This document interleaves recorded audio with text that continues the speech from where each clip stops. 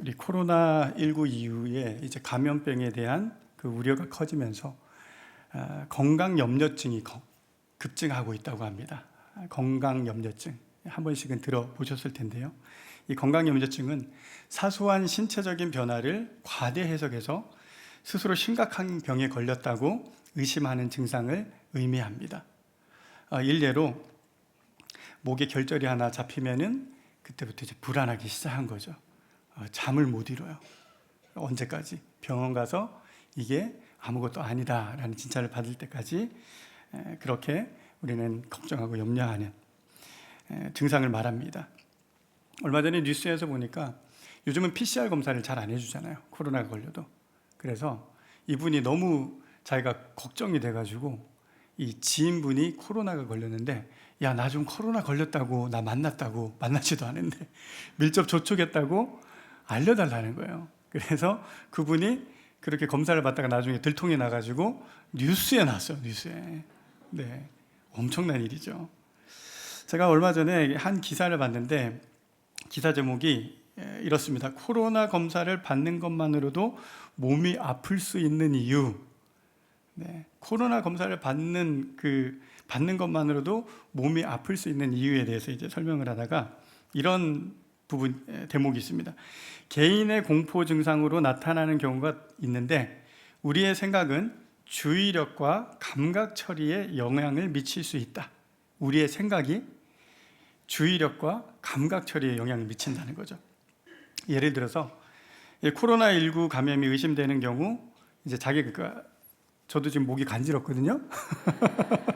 그러면은 가슴이 아프거나 또 이제 심히 숨가쁜 이 증상들이 이제 더 민감하게 느껴진다라는 거죠. 그리고 이 증상에 대해서 더 많이 생각할수록 증상이 더 심각한 것처럼 느낄 수 있다라는 겁니다.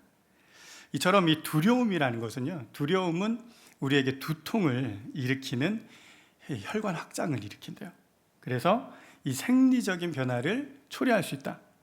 즉, 우리가 생각하는 것, 우리가 두려움을 느끼는 것, 이 모든 게 우리 몸의 현상들로 나타날 수 있다는 겁니다. 그래서 과학자들은 이것을 노세보 효과라고 얘기를 해요. 여러분들 플라시보 효과라는 얘기 많이 들어보셨잖아요. 위약 효과인데 이거와 반대되는 개념이죠. 이 효과는 내가 느끼는 대로 내 몸이 반응한다라는 겁니다. 그래서 이 생물학적으로 증상이 거의 비슷한 수준의 불편을 초래한다라는 거죠. 그래서 건강 이 염려증이라는 것은 우리가 계속 염려하면 염려할수록 우리의 건강이 그렇게 반응할 수 있다라는 것을 한번 기억해 보셨으면 좋겠습니다. 또한 요즘에 이 건강 염려증 말고도 현대인들에게 이 공포의 요인들이 점차 늘어나고 있습니다. 공포, 두려움. 현대인들의 이 공포를 보여주는 단적인 예로 포비아라는 단어를 참 요즘 많이 씁니다. 여러분 들어보셨습니까? 콜포비아라는 단어 들어보셨나요? 예. 요즘 젊은 층에 나타나는 현상이래요. 이 젊은 층들이 이제 메시지를 많이 주고받잖아요. 그래서 전화 오는 거에 대해서, 전화 받는 거에 대해서 두려움을 느낀대요. 여러분들 전혀 느끼지 못하는 거 보니까 20, 30대가 없는 것 같아요. 그렇죠? 근데 20, 30대가 그렇다는 거예요. 또한 노모피아, 이제 노모바일, 이제 전화기를 두고 다니면 막 그런 근심 걱정이 나타나는 현상. 백신 포비아, 인플레 포비아, 시노포비아, 루소포비아, 포비아만 다 붙이면 돼요. 예. 요즘 들어서 이 포비아가 계속 친숙한 단어가 되고 있죠.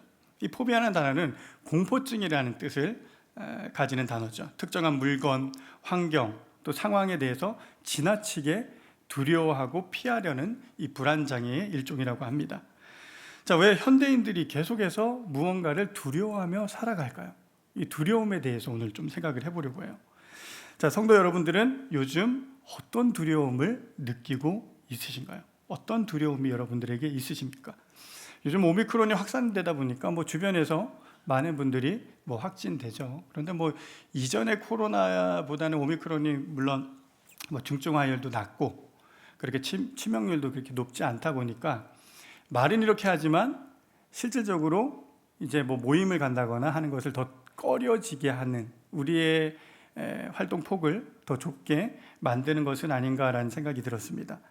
자, 코로나에 대한 이 두려움이 어느 때보다 더 커졌다라는 생각을 하게 돼요. 특히 이제 우리 수험생을 둔 어머니들, 자녀들을 둔 이 어머니들은 이 자녀들이 이 코로나로 인해서 뭐 이런 학업이나 여러 면에서 뒤처지지 않을까, 이런 걱정 또 두려움이 있습니다. 또 어떤 분들은 건강을 잃을까봐 두려워하기도 하고요. 또 장기화된 이 팬데믹으로 또 우리 가정의 자산을 또 손실할까, 잃어버릴까, 그렇게 두려워하고 있는 모습을 우리가 보게 됩니다. 또 어쩌면 지금 내가 두려운데 막연하게 두려운 분들도 있을 거예요. 그 두려움의 실체를 모르고 내가 두려워할 수도 있다라는 거예요. 그런데 우리가 한 가지 알아야 할 사실이 있습니다. 우리가 진정으로 두려워할 걸 두려워할 때 다른 것을 두려워하지 않는다라는 거예요. 그렇다면 우리가 진정으로 두려워할 것은 무엇일까요? 오늘 제가 마태복음 10장 28절 말씀을 한번 띄워주시면 한번 이 말씀을 함께 큰 목소리로 한번 봉독하도록 하겠습니다. 시작. 몸은 죽여도 영혼은 능히 죽이지 못하는 자들을 두려워하지 말고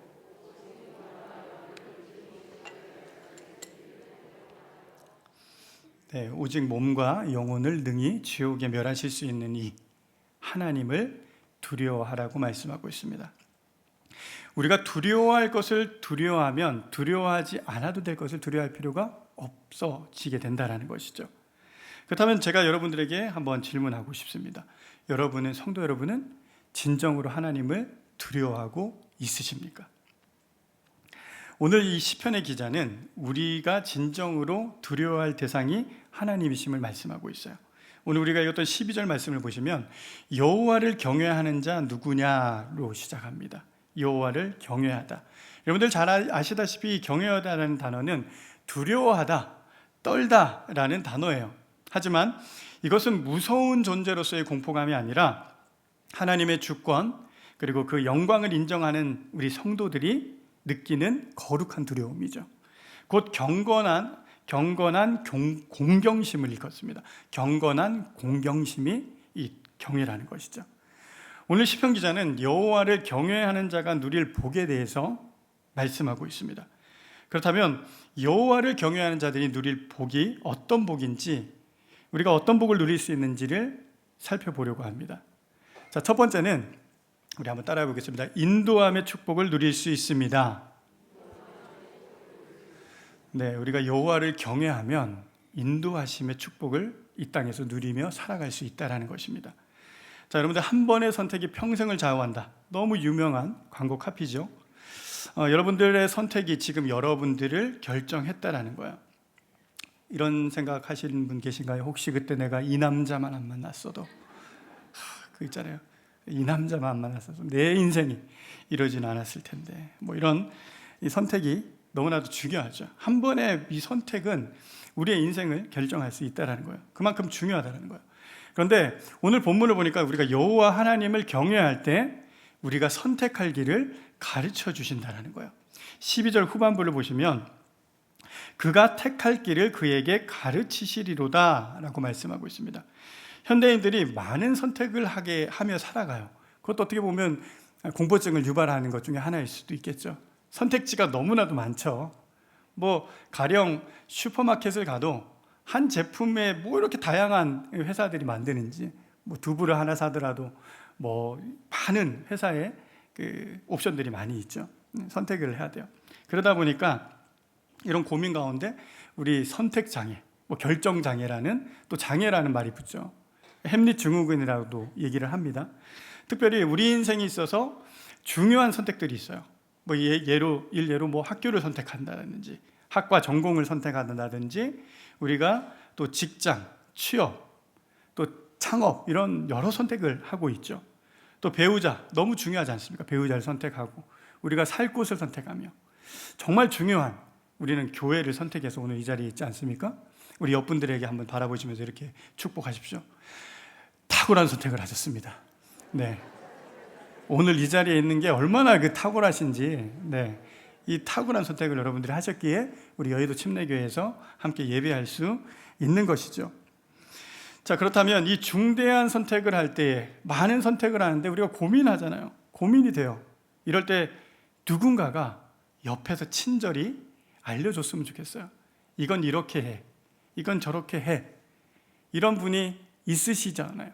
그래서 우리가 어려움이 있을 때 그분에게 연락을 하잖아요. 그래서 엄마, 우리 친정엄마 자주 찾잖아요.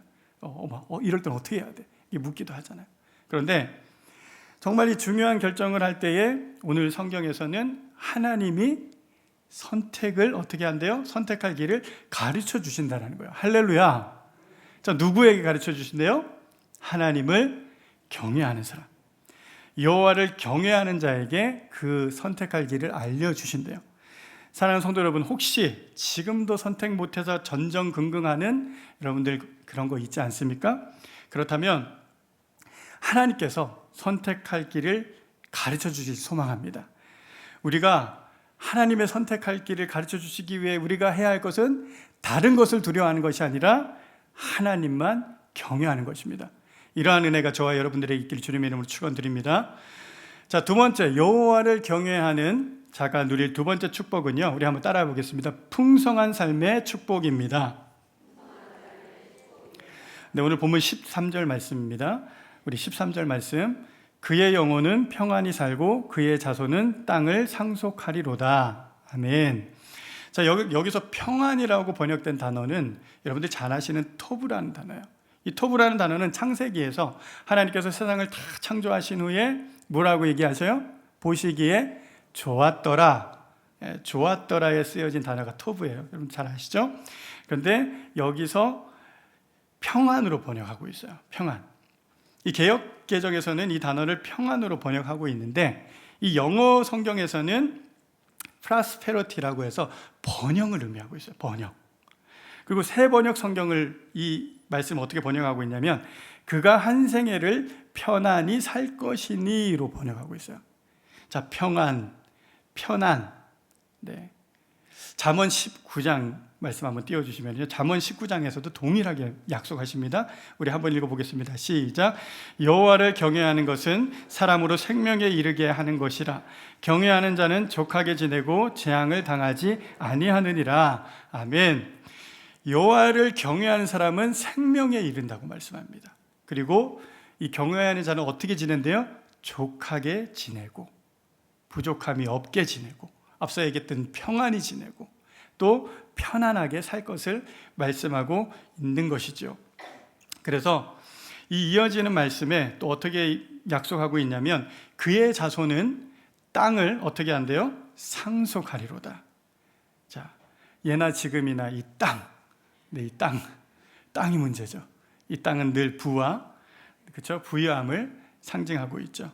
그런데 여호와를 경외하는 사람, 그들은 그들뿐만 아니라 그 자손들이 어떻게 돼요?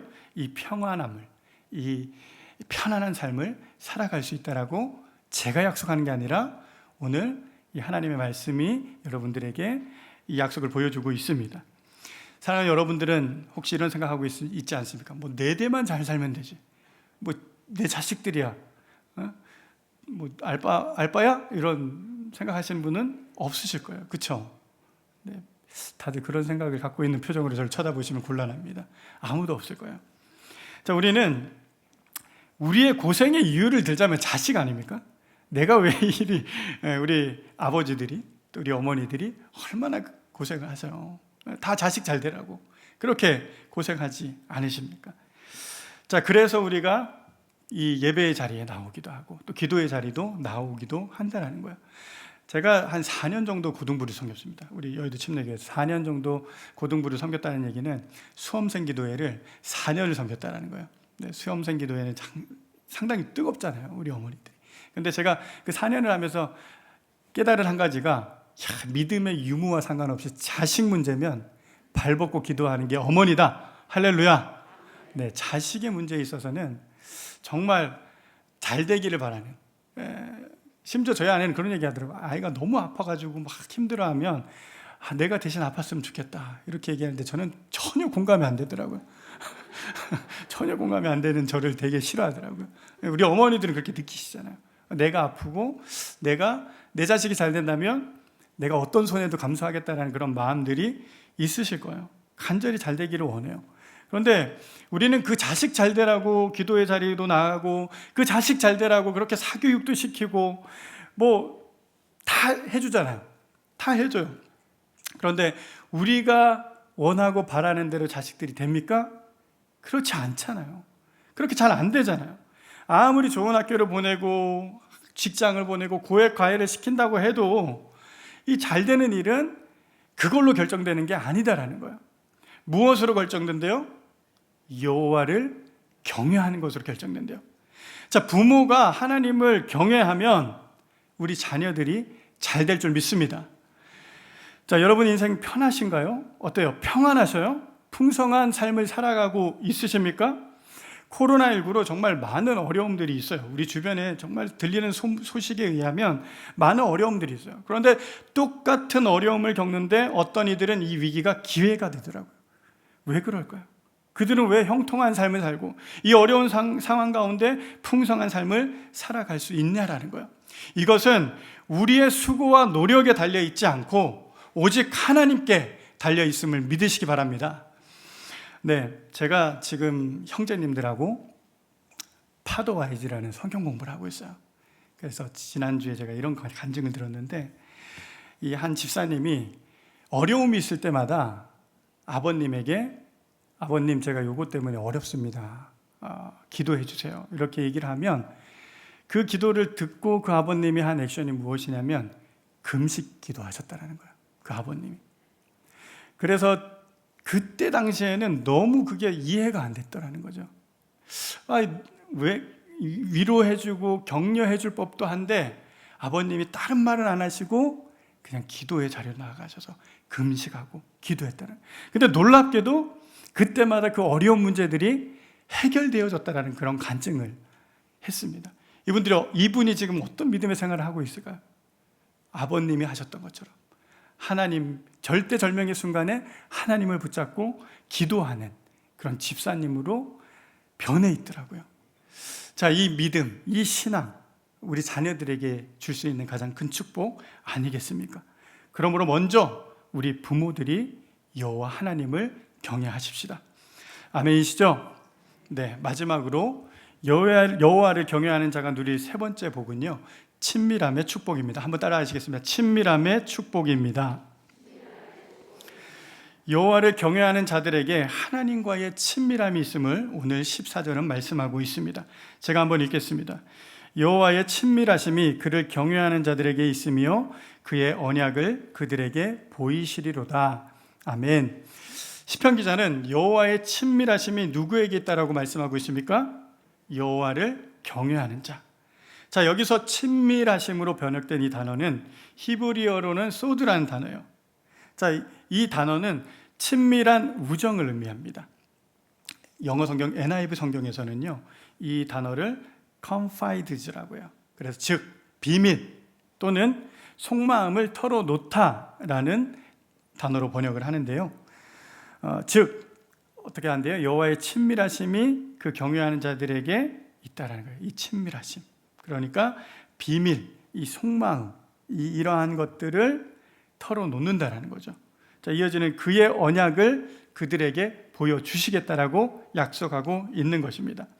아모스 말씀에서도 이 하나님이 이 자기 비밀을 선지자들에게 보이신다라고 말씀하세요. 한번 우리 아모스 3장 17절 한번 띄워주시면 함께 읽겠습니다. 시작. 주 여호와께서는 자기의 비밀을 그종 선지자들에게 보이지 아니하시고는 결코 행하심이 없으시리라. 하나님께서는 항상 그 비밀을 자기를 경외하는, 자기를 친밀하게 여기는 자들에게 알려주신다라는 것이죠. 이 창세기 18장에서도 이러한 유사한 사건이 있었는데요. 어떤 사건이냐면 아브라함이 이 소돔을 위해서 기도하는 장면, 여러분들 기억하시죠? 그때 이 천사들이 방문을 하잖아요. 그러면서 떠나가기 전에 이들이 이런 얘기를 합니다. 창세기 18장 17절에 제가 한번 읽어드리겠습니다. 여호와께서 이르시되 내가 하려는 것을 아브라함에게 숨기겠느냐? 이 소돔과 고모라의 멸망을 그래서 알려주시죠. 그래서 이 유명한 이 아브라함의 중보 기도가 이제 등장하는 것이죠. 이처럼 하나님은 비밀을 알려주신대요. 누구에게요? 여호와를 경외하는 자들에게 그 비밀을 알려주신다라는 거예요. 자, 여러분들 혹시 여러분들에게도 비밀이 있지 않습니까? 그 비밀 누구에게 그 비밀을 털어놓으셨나요? 혹시 여기 이 자리에 계신 분들은 그런 분들은 없을 거예요. 오늘 예배 마치고 탁 나가는데 저분한테 얘기하겠다 막 달려가지고 내 비밀을 말하실 분들은 아무도 없으실 거예요. 네. 자, 우리는 누구에게 내 비밀을 얘기하죠? 내 마음을 누구에게 열어요? 신뢰할 수 있는 대상에게 그 비밀을 말할 수 있는 거죠. 가장 가까이 지내는 지인일 수도 있고 친구일 수 있을 거예요. 그리고 앞서 우리 친정 엄마도 될 수 있겠죠. 자, 우리가 신뢰하는 대상에게는 비밀을 말할 수 있을 거예요. 그런데 오늘 하나님께서도 이러한 비밀을 알려주시는데 누구에게요? 자기를 경외하는 사람에게 알려주신다는 거예요. 자, 이어지는 말씀, 그의 언약을 그들에게 보이시리로다. 자, 여러분들 우리를 한번 돌아봤으면 좋겠습니다. 정말 주님이 여러분들에게 그 비밀을 알려주고 있으십니까? 네, 반응이 없으세요. 그런데 비밀을 아십니까? 그 비밀이 뭐냐고 또 설명을 해드려야 되겠어요. 여러분들이 받은 그 복음, 그리스도의 비밀, 여러분들이 갖고 계시죠? 여호와 하나님을 경외하는 자들이신 거예요. 우리에게 주신 그 복음, 예수 그리스도의 그 비밀을 우리에게 알려주셨다라는 거예요. 할렐루야!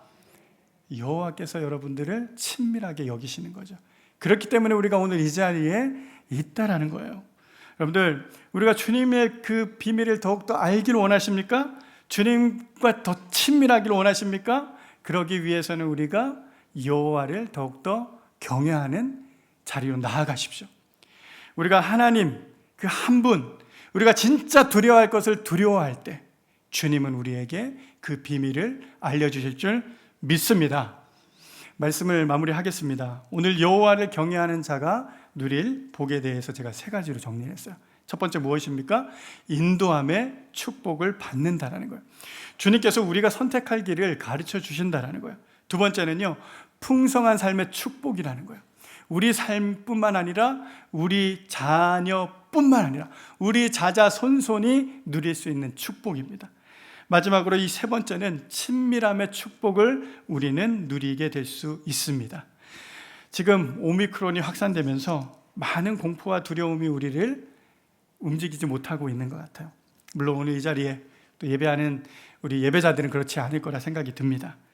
그런데 이 과정 지금 모두가 지나가고 있다는 거예요. 한 분도 예외 없이 다 같이 가고 있다는 거예요. 어쩌면 우리가 거쳐가야 할 과정이다라는 거예요. 그런데 이것에 대해서 우리가 너무 두려움을 갖다 보면 그 두려움에 우리의 몸이 반응하고 이 두려움에 우리의 믿음이 반응할 수밖에 없다라는 사실을 여러분들 오늘 이 말씀을 통해서 기억하시기를 부탁드립니다. 사랑하는 성도 여러분, 우리가 오늘 기억해야 할 것은 이제 진짜 두려워할 것을 두려워하자라는 거예요. 여러분들, 새 학기가 시작되었습니다. 우리가 그동안 얼마나 많은 두려움 때문에 움츠려 있었습니까? 이제는 우리가 회복해야 될 때예요. 우리가 진정으로 두려워할 것은 이 바이러스가 아니다라는 거예요. 우리가 두려워할 것은 우리의 몸을 망가뜨리는 그런 게 아니라 우리의 영과 혼을 멸하실 수 있는 그 하나님을 두려워할 때에 우리는 더 이상 그 다른 것에 두려움을 느끼지 않을 것입니다.